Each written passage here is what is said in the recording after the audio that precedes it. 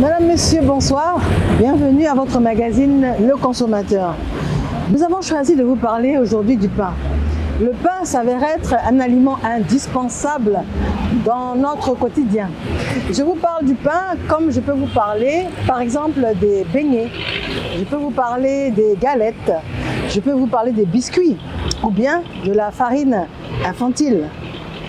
Et tout cela est fait à base de farine de blé. Est-ce que vous savez que la Côte d'Ivoire importe plus de 500 000 tonnes de blé par an? Est-ce que vous savez également que l'Ukraine s'avère être un réservoir pour cet approvisionnement en blé? Malheureusement, il y a la guerre en Ukraine. Malheureusement, les prix explosent. Est-ce que le moment n'est pas arrivé que l'on pense à une alternative? Une alternative pour continuer à consommer tous les différents produits à base de farine et non pas peut-être que ce ne soit que de la farine de blé. Est-ce que nous ne pourrions pas exploiter d'autres opportunités avec d'autres farines? Alors c'est ce que je vous propose dans cette émission d'aujourd'hui, que l'on en parle et puis qu'on parle également des alternatives possibles. La flambée des cours mondiaux du blé, les céréales locales, une alternative pour les consommateurs. Madame, Monsieur, vous êtes là, vous êtes confortablement installés et vous faites bien.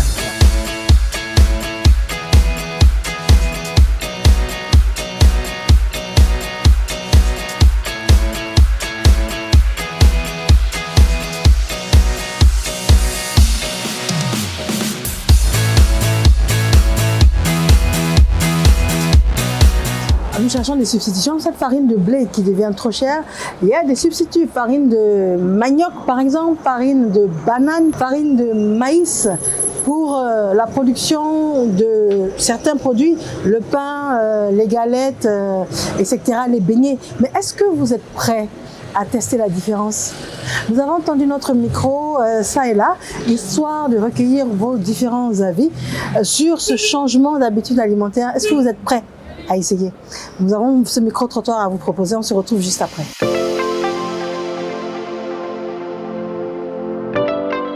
Bon, déjà, je sais que, vu que je vais souvent à la boulangerie, donc je sais déjà que le pain que je mange tous les jours est fait à base de farine de blé.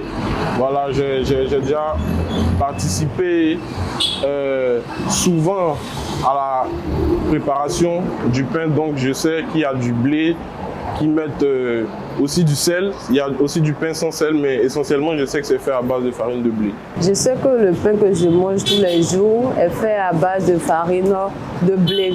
Car moi-même, j'ai été caissière dans une boulangerie, donc j'ai suivi un peu la fabrication du pain. Le pain que je mange tous les jours est fait, à ma connaissance, à base de farine de blé. En général, le pain que je mange tous les jours, il est fait à base de farine de blé, d'eau, de levure, d'un peu d'huile, du sucre et une pincée de sel.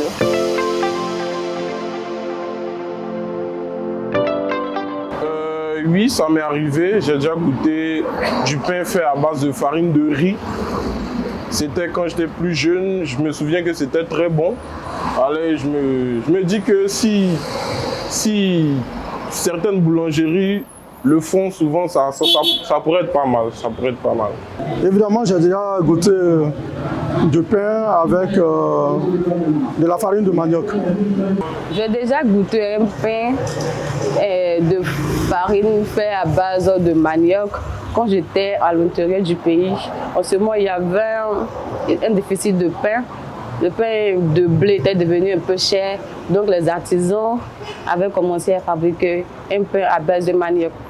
Donc, j'aimais un peu le pain car il avait un goût un peu relevé. Oui, ça me tenterait de goûter un pain fait à base d'une farine de manioc. Oui, je me rappelle, j'en ai déjà goûté à base de farine de manioc et c'était dans les circonstances du corona. N'ayant pas le choix, évidemment, il fallait créer quelque chose. Et c'est par cette expérience que j'ai connu le pain fait à base de farine de manioc qui me semble être plus naturel et bio. Et aussi rapport qualité-prix, je pense que ça revient moins cher.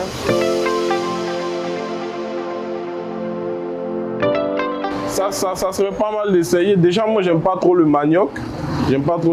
Mais ça pourrait être bien. Et puis, en plus, ça pourrait encourager le made in Côte d'Ivoire, comme on dit, voilà, un pain fait à base de farine de manioc, ça pourrait être bien. Je pourrais bien remplacer mon pain de tous les jours par un pain fait à base de farine de manioc. Comme si le prix est très abordable, bon marché, bien sûr, pourquoi pas. Bon, la différence, c'est que le pain fait à base de la farine de manioc est plus tendre, un peu plus tendre par rapport à ce pain que j'ai là, je crois, qui est fait à base de la farine ordinaire. Ce qui me pousserait à choisir par exemple un pain fait à base de farine de manioc, je dirais plus le goût, parce que à la fin il revient plus croustillant, parce que moi j'aime bien les pains croustillants, il revient plus croustillant et le prix également, la farine de manioc revient moins cher, excusez-moi, que la farine de blé.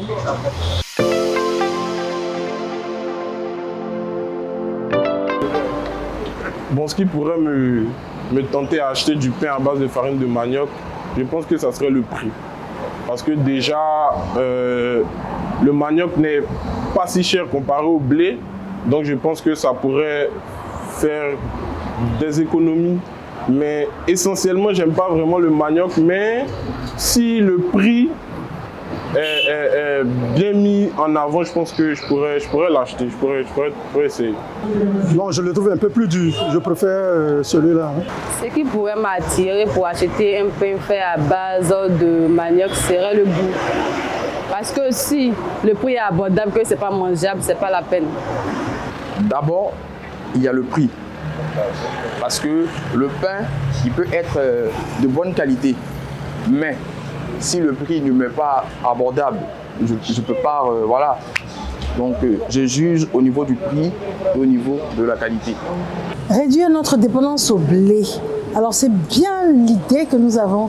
Et si d'autres alternatives? Pour en avoir le cœur net, nous avons choisi d'aller à la rencontre des professionnels du secteur. Nous allons rencontrer le président du haut patronat de boulangerie et pâtisserie de Côte d'Ivoire, M. Amadou Koulibaly. On y est? On y va.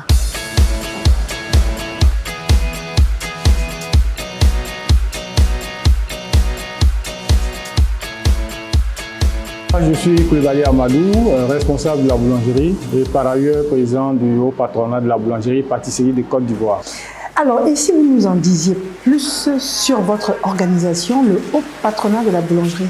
Le haut patronat est une organisation des propriétaires de boulangerie et pâtisserie de Côte d'Ivoire. Vous êtes à la tête de cette organisation depuis quand? Depuis l'année dernière, janvier 2021. Quel est le rôle de ce haut patronat? Bon, le patronat, d'abord, c'est une fonction de regrouper les propriétaires afin de solutionner les problèmes auxquels les propriétaires de boulangerie sont confrontés dans un premier temps. En même temps, être l'interlocuteur de nos pairs auprès des gouvernants. Aussi sensibiliser, n'est-ce pas, nos pairs à pouvoir travailler dans des conditions professionnelles afin de satisfaire le besoin des Ivoiriens. Pouvez-vous nous faire l'état des lieux de la filière boulangerie? Concernant notre filière, il faut dire qu'aujourd'hui, la filière a fait face à beaucoup de difficultés. Il faut savoir que le produit principal que nous fabriquons et commercialisons est le pain, la baguette de pain notamment. Et depuis un certain temps, il y a la volatilité du prix de la farine qui, elle, découle, n'est-ce pas, du blé qui est importé de l'étranger. Donc depuis un certain temps, d'abord c'était un incendie en Australie, en plus la crise de la Covid, tous ces éléments-là ont concouru, n'est-ce pas, à faire grimper le prix. Et selon aussi nos informations, les nouvelles demandes asiatiques du blé qui ont fait que le prix du blé a flambé à l'international. Et d'où nos moulins locaux qui s'approvisionnent sur ces marchés-là sont confrontés, n'est-ce pas, à l'envolée du prix du blé. Ce qui fait que la farine n'a cessé d'augmenter. À titre d'illustration, en 2006, là, la farine était à 11 000. Aujourd'hui, progressivement, en approvisionnement, nous pouvons payer jusqu'à 23 000. Et donc, au-delà de la farine, il y a bien d'autres facteurs de coûts de production qui ont connu des augmentations, notamment la main-d'œuvre.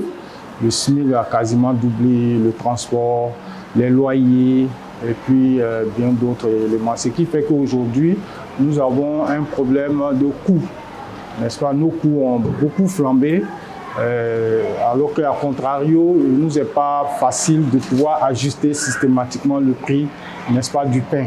Ce qui fait que nos marges se sont dégradées progressivement. Aujourd'hui, malgré, n'est-ce pas, l'embellie, il faut savoir, il faut saluer les boulangers. C'est un secteur que les acteurs ont, ces dernières années, investi afin de, n'est-ce pas, améliorer le cadre de leur travail. Malheureusement, cette volonté, n'est-ce pas, d'améliorer le cadre de travail des boulangers est venue tomber, n'est-ce pas, dans ce contexte un peu difficile. Ce qui fait qu'aujourd'hui, l'investissement en boulangerie devient énormément important. Donc, nous sommes confrontés à des questions de rentabilité. Combien y a-t-il de boulangeries en Côte d'Ivoire en ce moment? Les statistiques parlent de à peu près 3000 boulangeries aujourd'hui, même s'il y a vraiment du dynamisme dans le secteur. Ça veut dire que ça vient, ça disparaît, ça vient, ça disparaît. Donc les boulangeries sont évaluées à peu près 3000. C'est vrai que nous sommes en travaux de statistiques actuellement. Voilà. Sinon, on dénomme pas moins de 1500 boulangeries pour ce qui concerne la ville d'Abidjan. On aimerait beaucoup savoir quelle est la composition du pain que nous consommons. D'accord. Le pain que nous produisons, c'est essentiellement fait à partir de farines boulangères de type 55. Voilà. Ensuite, de l'améliorant et de la levure. Voilà. En plus de ça, il y a du sel et de l'eau. Voilà. Alors, quelle est la farine qui pourrait éventuellement être incorporée dans la fabrication du pain? Les farines locales qui pourraient éventuellement être utilisées, d'après les études qui ont été faites localement, il y a la farine de manioc, la farine de maïs et éventuellement la farine de banane. Voilà. Dites-nous, est-ce que vous pensez qu'on pourrait arriver un jour à la fabrication de pain exclusivement fait de farine locale? Je pense qu'on peut arriver à un pain exclusivement farine locale. Mais pour cela, il y a beaucoup de travail qu'il faille faire parce que aujourd'hui, il y a d'abord la conception de nos populations. Quand un pain n'est pas de bonne qualité aujourd'hui, l'Ivoirien a tendance à l'accuser d'être fait à partir de manioc. Donc il y a déjà un blocage psychologique venant de nos concitoyens. Donc il faut faire évoluer la mentalité pour dire que le pain fait de farine locale n'est pas forcément mauvais. Au contraire, il peut parfois être plus nutritif et ainsi de suite. Et donc aussi, il y a à travailler pour assurer la disponibilité. Je vous ai parlé de du coût très élevé, n'est-ce pas, des farines locales. C'est dû peut-être au coût de production, du fait que ces produits locaux-là ne sont pas produits en quantité industrielle. Naturellement, leur coût de production s'en trouve élevé. Et ce qui fait que ces farines-là ne peuvent pas concurrencer avec la farine de blé qui nous vient d'Europe et d'Amérique. Voilà. Donc, pour que ces farines-là puissent être utilisées, il faut d'abord que les clients l'acceptent. Il faut qu'ils soient prêts à l'acheter pour que nous autres professionnels, nous puissions le commercialiser. Ensuite, il faut que nous ayons nos matières premières à des coûts, n'est-ce pas, accessibles, qui nous permettent aussi de faire des produits abordables. Je remercie infiniment. C'est moi qui vous remercie. Alors, nous allons de ce pas dans une unité de fabrication de farine locale, Rama Céréales. On y est, on y va.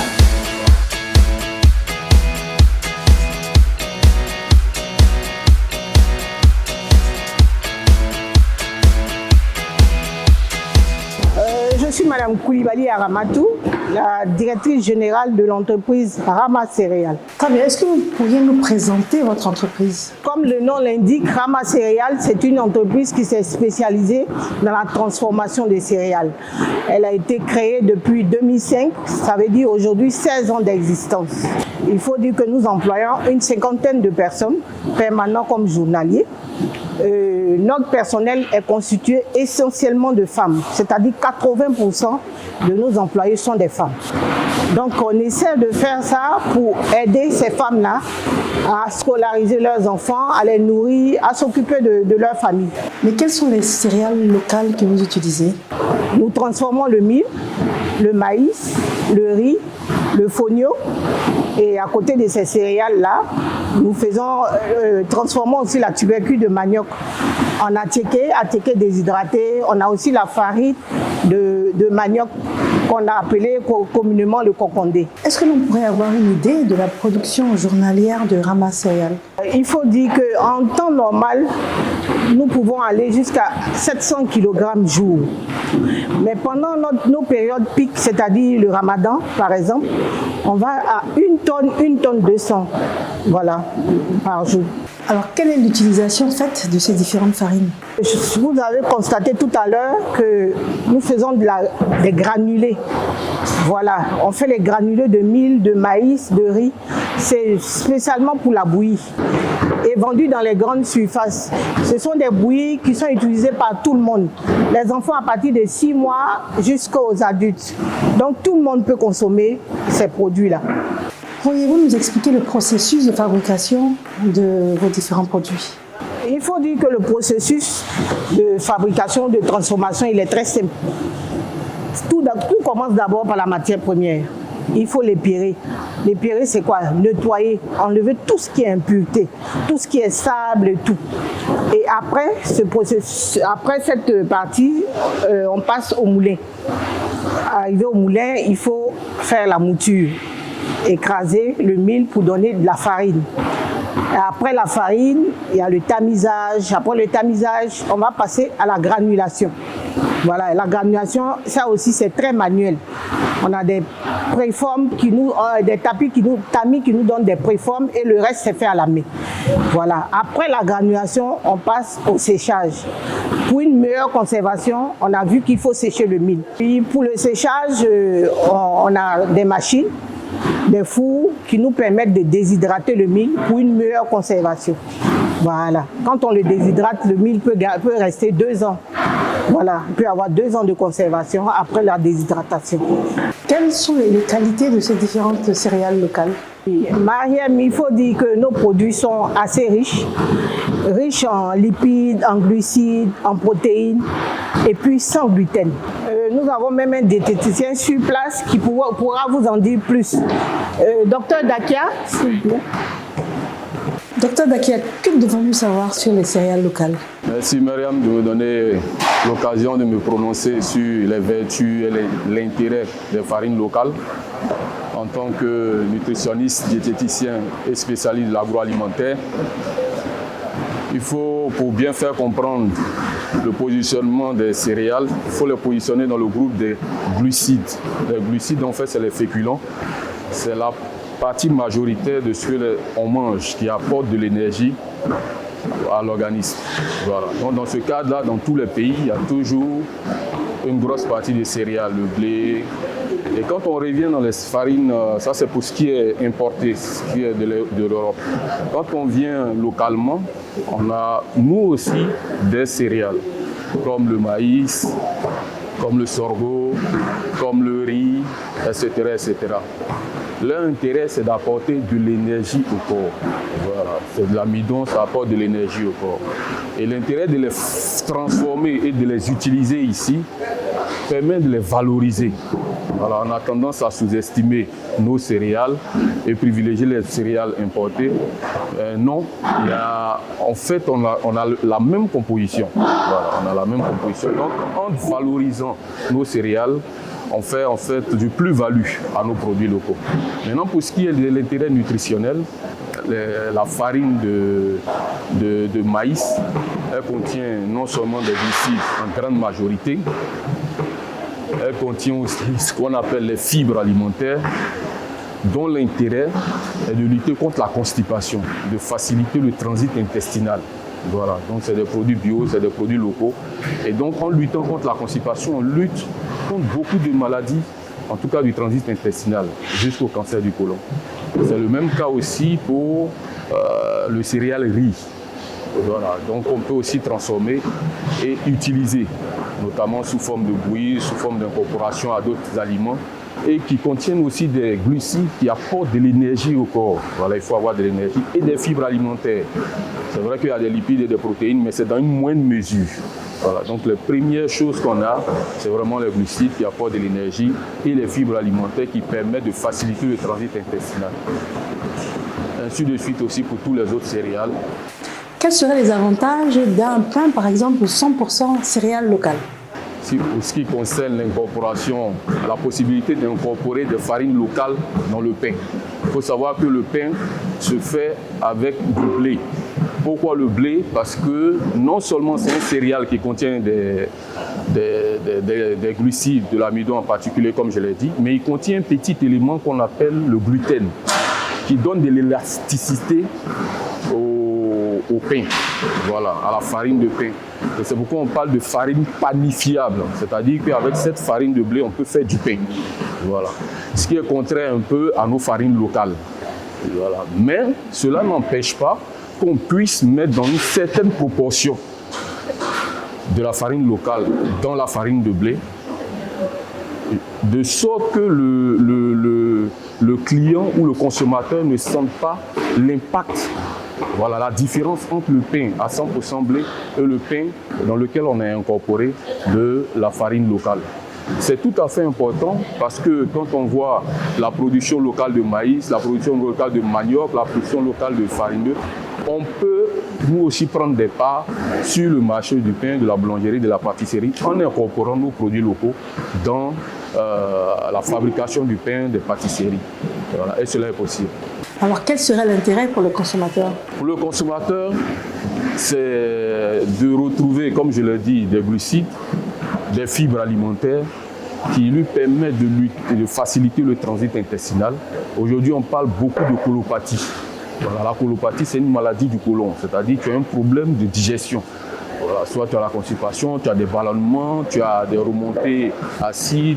En tout cas, au niveau du tube digestif, ça ne va pas. Et c'est lié à l'alimentation généralement ultra transformée qui nous vient d'ailleurs. Donc en incorporant des farines locales, on est sûr qu'on a des farines bio qui ne vont pas nous apporter de problèmes. Quel appel auriez-vous à lancer aux consommateurs que nous sommes? Madame Mariam, si on a des recommandations à faire aux consommateurs ivoiriens, c'est de les encourager à consommer la farine locale. Voilà, elle contient de l'énergie, c'est bon pour le corps, mais elle contient aussi des fibres alimentaires qui sont bonnes pour faciliter le transit intestinal et prévenir les maladies qui sont liées au côlon. Voilà. Donc la colopathie, la constipation et tout le reste. En plus, ça valorise nos produits locaux. En incorporant par exemple ces farines au pain, en incorporant au pain, on réduit le coût du pain. Voilà, et on encourage ce qu'on appelle la création de chaînes de valeur dans tout ce qui est céréales ivoiriennes, telles que le maïs, le riz, le sorgho, le mil, ainsi de suite. Donc c'est un encouragement à donner un coup de main aussi à l'industrie agroalimentaire en Côte d'Ivoire et aussi à leur santé. Voilà, parce que c'est des produits bio. Je vous remercie. Merci à Mme Koulibaly et merci au Dr Dakia.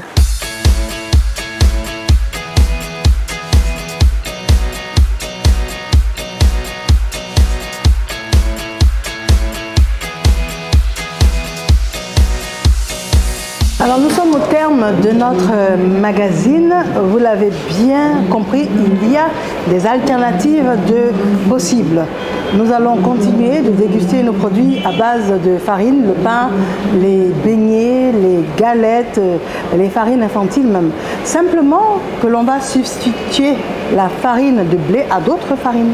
Nous avons bien compris qu'il y a la farine de manioc par exemple, la farine de banane plantain ou bien également la farine de maïs. Voilà, il y a des alternatives. En plus, d'un point de vue goût, c'est quelque peu différent mais c'est tout aussi bon. Il va juste falloir décider de s'y mettre. D'un point de vue valeur nutritive, il faut retenir que les valeurs nutritives sont respectées. Elles sont tout aussi bien ou tout au moins meilleures que celles avec la farine de blé. On réalise également que pour la disponibilité, ce sont des produits locaux, donc disponibles à profusion. Et pour conclure, en ce qui concerne le coût, là au moins, il n'y a pas de variation de prix et on n'est pas lié, n'est-ce pas, au cours sur le marché international. Je remercie infiniment de nous avoir suivis et moi je vous dis bonsoir.